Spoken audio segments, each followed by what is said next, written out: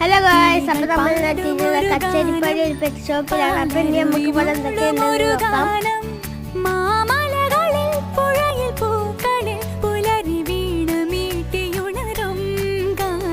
കിളികൾ പാടുമൊരു ഗാനം, പാലരുവി മൂളുമൊരു ഗാനം, മാമലകളിൽ പുഴയിൽ പൂക്കളിൽ പുലരി വീണമീട്ടിയുണരും ഗാനം.